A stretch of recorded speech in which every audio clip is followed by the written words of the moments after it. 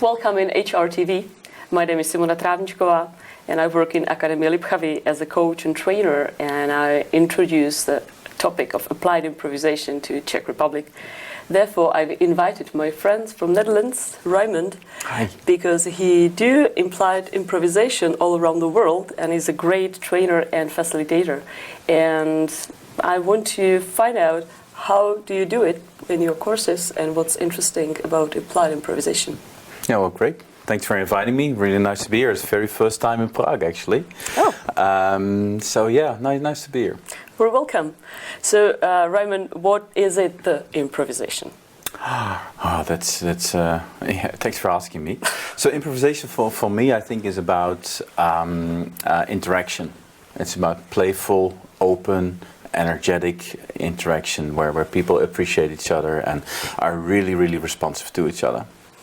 It's quite a difficult topic for Czech Republic, because usually in Czech Republic when you say I will improvise, it means I just don't prepare the stuff. Yeah. I will not get ready for that and will do it somehow. Yes. We like to say improvisation is a first choice, right? It's the opposite of planning and fixed plans and structure. Sometimes you need to be more flexible, more adaptive. So, and improvisation now is one of the so-called 21st century skills, which is more and more needed. So you could say there's more and more change around, that things are changing more quickly.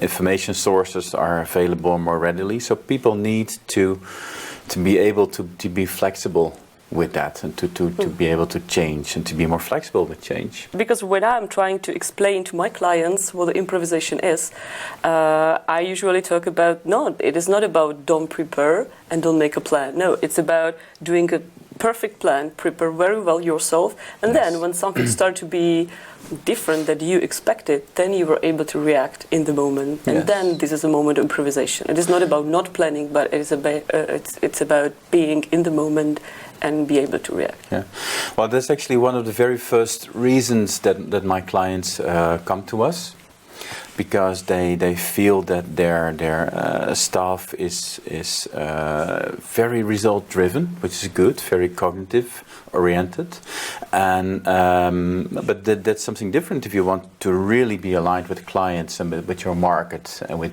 change and all that. So we help them being more able to cope with that change. So which companies do you work with? I work with Fortune 500 companies all over the world. I work with several universities. So the University of Stockholm, University of Amsterdam, Vlerick Business School. So we just finished the project for 1 year, working with Vlerick Business Schools to prepare the students for the 21st centuries, to be more aligned with their clients, to have actually more fun in their work, and because of that they're more open, more energetic, more flexible, and more willing to address what's actually needed. Okay, you say to have more fun in the work. Is that Yes. what the improvisation brings to your clients, or? Yeah, that's a good question. So basically, what I'm trying to say to my clients usually is that I'm actually, it's almost like a confession, right? I teach playfulness. So you teach playfulness, your clients? Well, when I told that to my clients 20 years ago, that my trainings and my sessions with leadership and collaboration skills would also be fun, they usually would not be very interested and not amused, because it's also about work, right? But nowadays, actually 8 years ago, there was a lot of research on that, and they found that employee satisfaction and happiness, and thus also playfulness, is directly linked to company profit. So from then on, it's much more common to have actually fun in your work, right? Well, because when you're having fun, there's more openness, there's more connection, and there's more willingness to change.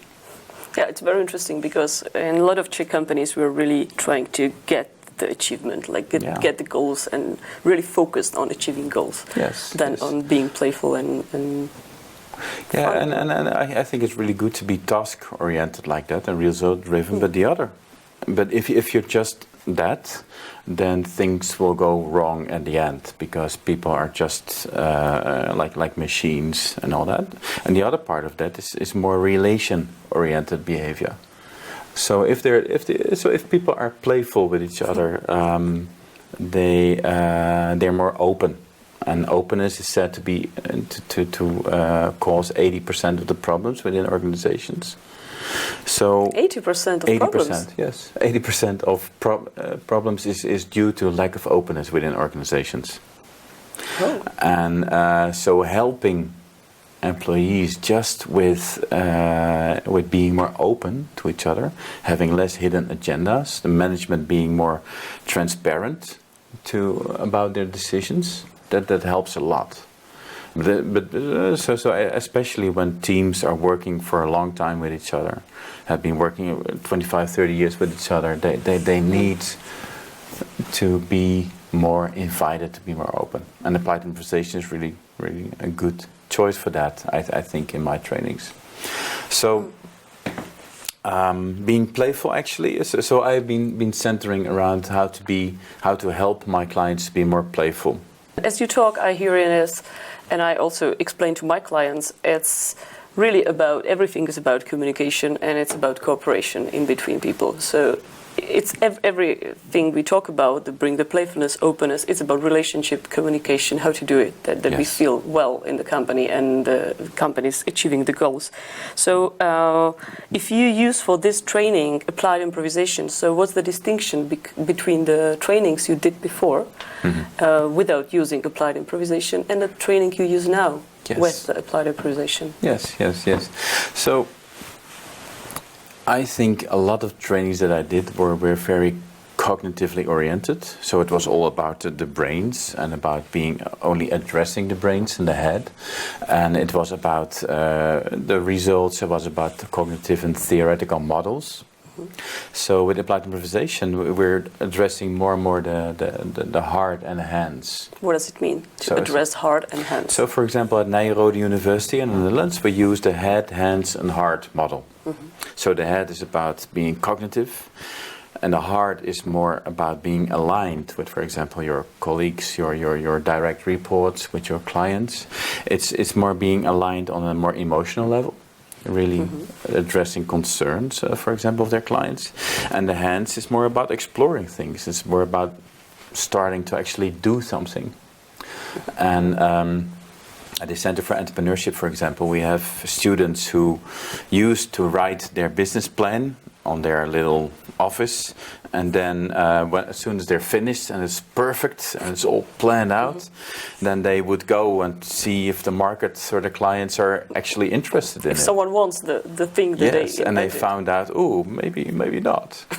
So we taught them to be okay with making the mistakes, to approach the market, to go into the market and to align with them on that hard level, and to use their actually experience to find out if so actually to partner with their clients. And if they did that, they're more partnering and creating the business plan together, which made them much more successful. So I think you now touched one of the topics that are quite big in Czech Republic. Maybe it's all around the world, I don't know. You have experience, and it's working with failure and working with mistakes, because yes. This is one of the things when I'm not open, because I just want to hide the mistakes I do. I just don't want no one to see the mistakes I did. Yes, so. And that's such a waste, because you can learn so much from that. Yeah. So there's extensive research on that high performance teams actually are focusing on their mistakes, so they learn much more from that. And in my profession, I noticed there are almost like two blood groups. There's one group who is really good in failure evasion, which is sometimes really good, but the other group is more really good in error recovery. And being in this group, being really okay with mistakes and good in error recovery, enables people to learn faster and to grow faster because of that.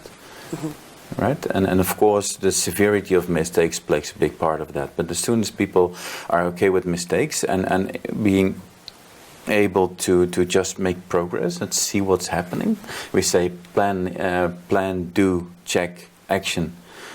at the same time instead of one step at a time makes them progress much faster. Which is, I think, quite a challenge because of the change we face nowadays. Because there's so much change and things are changing. Product cycles are much faster. Information sources are much more available and ready to approach, and we need that. We just need to make our mistakes and to start doing it instead of planning, and then perhaps actually doing it. It's for me, it's more learning by doing, and once we fail, okay, so there's another way of learning and new paths to do this stuff. So, for example, in the Netherlands as well as in Singapore, one of the criteria for actually acquiring new staff is if they're good in error recovery or failure evasion. Right? They're looking for creativity nowadays, of course. They're looking for expertise, but now they're also looking for if people are really good with error recovery because they know they will learn faster. Still wonder if you talk about the 21st century skills. Now the business is different than it was somehow. Yes. So much what is more this? change. Yeah. So what is this somehow, and what are the challenges for the 21st century to cope with? Yeah. Well, but we used to be able to plan things ahead, right? But now we have so many new challenges, and so we cannot solve new problems with old solutions. We need to engage, to start doing that, and to develop our new solutions to the new problems while doing it. We need to be able to build the plane while flying it, we say. Oh. So which is much more effective. So you see it in Agile.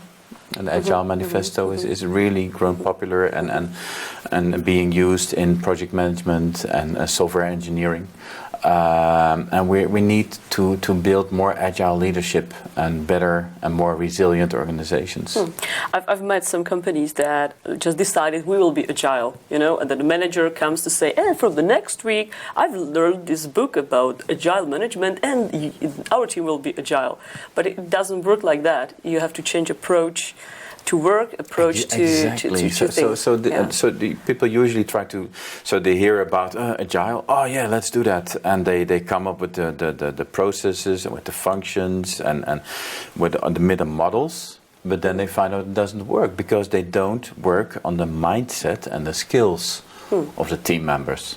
And therefore, for me, applied improvisation is the field that is very, very useful because it can change the mindset of people from the old project management, okay, this is a goal and work on that, and once we'll achieve it, to agile thing that we are still working on something and achieving it and changing and learning by doing. Yeah. So this is the thing that I'm proposing to my clients also. Good. Yeah. And I noticed that many clients really need that, and that's, I think, why improvisation it's just one of the reasons why improvisation is used so many times in organizations worldwide now, because people realize it's not just the processes and the hard skills, it's also about strengthening the soft skills and as a subset from that, the improvisational skills and mindset. Right now they say that 85% of your personal business success is because of your soft skills, not necessarily the hard skills. Right, and so I think improvisation is about strengthening the soft skills in a very effective way. For me, it's always interesting. How did you start with improvisation, or how did you come up to improvisation? That this will be the field that you will be interested in. Well, I actually did it as a hobby, improvisational theater. And I did that a lot when I was a student. I studied psychology as well as computer science. But then I also wanted to do theater. So I did improvisational theater. And I was really enthusiastic about it. And at one time I became 4 times Dutch champion. And that gave me a lot of exposure. People got to know me. So at one time, I think it was in 2000, I came together with 5 friends who also were leadership coach, who also were doing improv, and we started discussing on what are we doing on stage to collaborate so well. And we started a company with that, and that really exploded. It's so basically when we were allowed to teach one department of an organization, after that we could do the whole organization.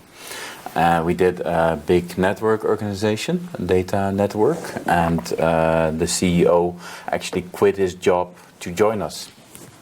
Yeah, and right now, all over the world, I'm teaching applied improvisation programs for trainers and for leaders, and doing keynotes on playfulness. I'm interested in when you have a client and he comes to you to order a training using methods of applied improvisation. So what are the topics that usually you can help the clients with? Can be anything, really, actually.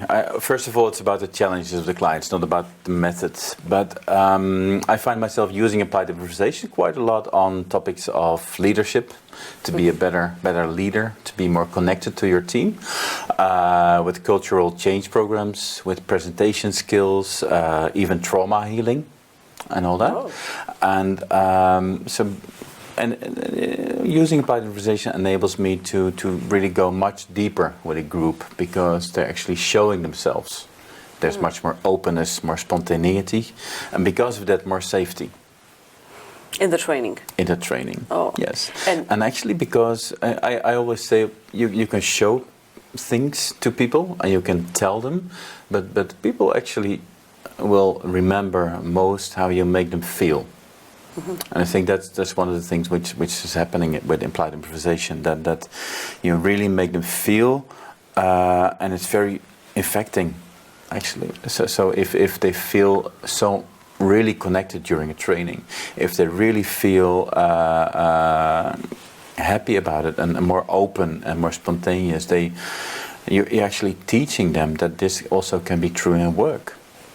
Right? So that is also really important in trainings. You help them how to translate it to work practice. Yeah. So how can the people, the clients, imagine how it looks like the training of improvisation skills?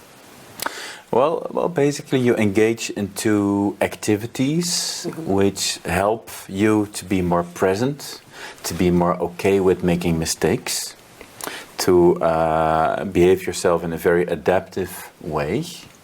And also to say yes and, we say, as an opposite of yes but. So yes and basically comprises of two parts. The yes is about appreciation, about acknowledgement. And the and part is about adding to that, to put the story forward. And so we train this as a skill. And training this and helping people with this really enables them to be more constructive, to be more really oriented and connected with each other, and to be better in their work. I usually meet the clients that tell, okay, it's one of the most challenging things to be able to say yes to my partner and then say and, so develop it, so accept and develop it, because usually we're used to say yes to our own ideas, like yes, this was a great idea, trying to press you to say yes to my idea, not to be able to say yes to your idea. Well, it's very important to say that the yes ending is not necessarily about agreement. Right, so you don't need to agree, but you can agree on the process, and you can agree and appreciate that the other one comes with the idea, and that's how you keep the energy and the interaction.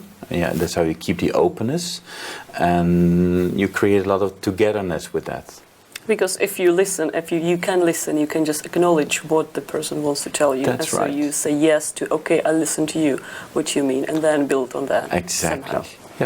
Yeah, that's one of the things we're really trying to do with clients when we work on like a team creativity, and we want to develop the team creativity, them to be able to find some new stuff in that. Yeah. So if we let people experience that exercise, they're usually very surprised, and they describe it as eye-openers. And do you have any story from your client that came with some topic that wanted to solve? You started to work with the company, and then the company changed, and you now can see, this is because of applied improvisation training. Actually, a lot of stories. For example, a few weeks ago, I finished a program with a health organization. There was a team of 8 people, the consultants, they brought the clients in. And they had been working for 20 years together, and the group dynamics were actually quite stuck. And it was it's a 1,200 people health organization, and they were doing really bad because of the team who needed to bring the clients in really malfunctioned. Mm-hmm. So I've been working with them for 8 months now in a team development trajectory to get more openness and better relations again, and better group dynamics. And right now they're doing much better, and they're functioning more because of that. And actually use a lot of applied improvisation with them to get them more connected and more playful and more open, and actually enjoy their work much more. These are great topics, and I'm very happy that in the world, the people in abroad, they just acknowledge that they need it. In Czech Republic, it might be a big challenge because we're still more focused on doing the things. And when you tell the people, but be playful with it, it's like, why should be playful? We need to get the task, we need to get the things done. Yes, in the Netherlands, it was exactly like that 20 years ago. When I talked to my clients and I spoke to them, and I said that my trainings or my coaching would be playful and fun, then I usually would get the response like, "Oh, sorry, it's about work." Oh, right. And what was the breaking point that they started to say, "Okay, Raymond, let's do it"? Because we did a few sales organizations, and they saw their sales rise, and they keep it. Mm-hmm. And so I'm really, really happy that after all those years, actually, the things are changing, and people are much more aware of the value of playfulness.